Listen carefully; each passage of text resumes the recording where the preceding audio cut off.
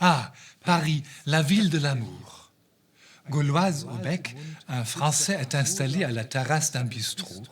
Il vient de commander des cuisses de grenouille pour le dîner. Il voit passer un clochard sifflotant gaiement qui rejoint son pont en bord de Seine où il prend ses quartiers pour la nuit. Bien sûr, ce ne sont que des clichés. Ils sont faux qui plus est. Aux yeux des Français, les Gauloises sont des cigarettes bas de gamme. La plupart n'a jamais goûté les cuisses de grenouille.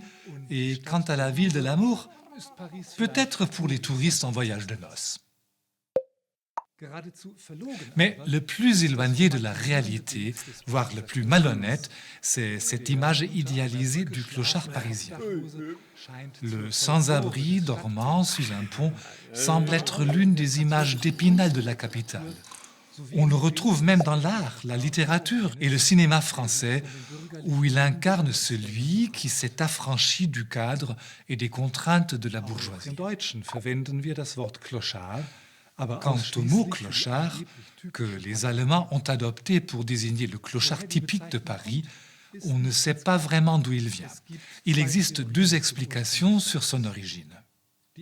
Selon la première, clochard viendrait du verbe clocher, au sens de boiter. Le clochard serait donc celui qui boite dans la vie, celui dont la trajectoire n'est pas rectiligne. Une étymologie presque poétique.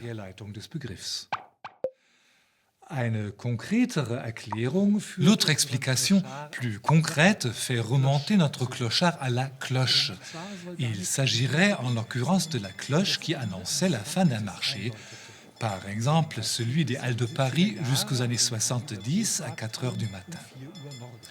Lorsque la cloche sonnait, on avait le droit, garanti depuis plusieurs siècles, de récupérer gratuitement les marchandises tombées par terre ou simplement abandonnées, ce qui attirait en toute logique de nombreux nécessiteux.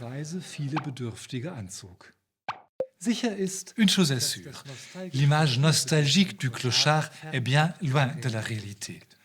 On compte aujourd'hui à Paris plusieurs milliers de sans-abri ou SDF, sans domicile fixe, pour reprendre le terme administratif. Leur nombre a augmenté ces dernières années, entre autres car beaucoup de migrants sont restés sans domicile. Ceux qui ont vraiment choisi cette destinée font clairement figure d'exception.